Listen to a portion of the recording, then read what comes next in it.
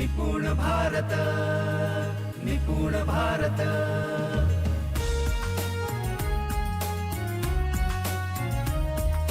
निपुण भारत, निपुण भारत। मित्रांनो, युनेस्कोने शिक्षणाची व्याख्या स्पष्ट केली आणि 3 शब्दामध्ये शिक्षणाची व्याख्या सांगितली। Learning to learn. Learning to learn means education. तर एज्युकेशन म्हणजे सायन्स, गणित, विज्ञान, अमुक टमुक हे शिकवणे नाही, हे कंटेंट शिकणे नाही, तर शिक्षणाचा अर्थ आहे शिकायचं कसं हे शिकणे। तर यापुढे जर आपली मुलं भविष्यासाठी तयार करायची असेल तर त्यांना विषय नॉलेज देऊन अपेक्षा नाही आहे, त्यांना कंटेंट नॉलेज देण्यात काही अर्थ नाही आहे। आपल्याला त्या मुलांना शिकायचं कसं हे शिकवावं लागणार आहे आणि युनेस्कोने ते स्पष्ट केलं आहे। मग आमच्या मुलांना खरंच शिकायचं कसं हे आम्ही शिकवतोय की कंटेंट नॉलेज शिकवतोय? जर आम्ही कंटेंट नॉलेज शिकवत असू तर आम्ही त्यांना आमच्यावर डिपेंड करतोय, कारण त्यांना सवय लागेल भविष्यात कोणीतरी शिकवायला आलं तरच ते शिकतील। पण जग असं असणार आहे की तुम्हाला दरवर्षी अपडेट व्हावं लागेल, दर क्षणाला अपडेट व्हावं लागेल आणि ते अपडेट तुम्हाला स्वतः करावं लागेल। असं का करावं लागेल? परत मी शिक्षण व्यवस्थेचं एक उदाहरण देतो आणि मग या मुद्दा आपण थांबूयात। मित्रांनो, जसं आता पुणे आपल्या इथं शहर तुम्हाला सगळ्यांना माहीत आहे आणि खूप मोठ्या प्रमाणात सॉफ्टवेअरची डिमांड आहे किंवा तिथे सॉफ्टवेअरच्या संदर्भात खूप मोठे जॉब आहेत। पुण्यामध्ये तुम्हाला लक्षात येईल की प्रायव्हेट सेक्टरमध्ये आता सिव्हिलेस इंटरव्ह्यू नावाची कन्सेप्ट आली। सिव्हिलेस म्हणजे काय? सर्टिफिकेट 5 लेस। म्हणजे इथून पुढे तुम्हाला जॉबसाठी कोणी सर्टिफिकेट मागणार नाही आणि तुमचा 5 पण घेणार नाही। आणि प्रायव्हेट सेक्टरमध्ये हे सुरू झालंय। मग काय करतील, एक जे काही जॉब असेल तो जॉब तुम्हाला दिला जाईल, तो जॉब तुम्हाला करायचा आहे आणि तो जॉब तुम्हाला करता आला की ते काम तुम्हाला दिलं जाईल आणि खूप छान पगार पण दिला जाईल। तर असा तुम्हाला पगार मिळणार आहे, परंतु तुम्हाला सर्टिफिकेटची गरज नाही।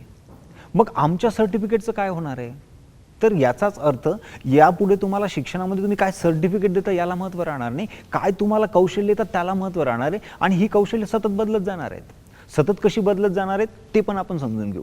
मला एक इंजिनियर झालेला मुलगा भेटला, मला वाटतं काहीतरी सॉफ्टवेअर त्याचं झालं होतं। वाशिमच्या रेल्वे स्टेशनवर तो भेटला, त्याला विचारलं, अरे बाबा काय चाललंय आता? तर म्हणे मी पुण्यातनं या कॉलेजमधनं BE केलं, नंतर पुण्यातच 2-3 वर्ष जॉब केला, पण नंतर मला दुसरा एक कोडिंग, त्याच्यानंतर त्याच्यावर पण आपण थोड्या वेळाने बोलूयात, कोडिंगसाठीचा मला एक अपडेट कोर्स करायचं काम पडलं। मग मी हैदराबादला गेलो सुट्टी टाकून, तो कोर्स केला आणि आता पुण्याला मला परत चांगलं पॅकेज मिळालं।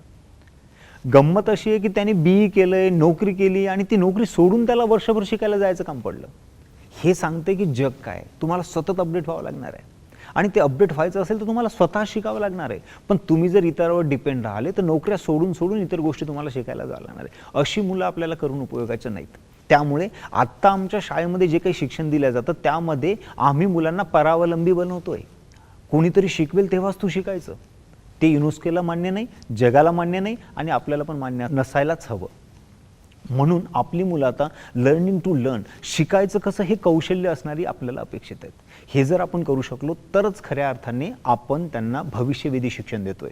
म्हणून भविष्यवेधी शिक्षणाचा जो काही चौथा आयाम आहे, भविष्यवेधी शिक्षणाचे जे 4 आयाम आहेत त्या आयामापैकी जो दुसरा आयाम आहे, अशी व्यक्तित्व तयार करणे जे भविष्यासाठी तयार असेल। तर भविष्यासाठी तयार असेल याचा अर्थ जसं जसं भविष्य बदलेल किंवा जसं जसं भविष्याची रिक्वायरमेंट असेल तसे तसे तुम्ही अपडेट व्हाल। अपडेट व्हायचं असेल तर तुम्हाला शिकावं लागेल आणि शिकायचं असेल तर तुम्हाला शिकायचं कसं हे कौशल्य तुमच्यामध्ये आवश्यक आहे। तर शिकायचं कसं ही कौशल्य विकसित करणारी मुलं आपण निर्माण करणं अपेक्षित आहे। हा आपला दुसरा आयाम आहे। Thank you so much.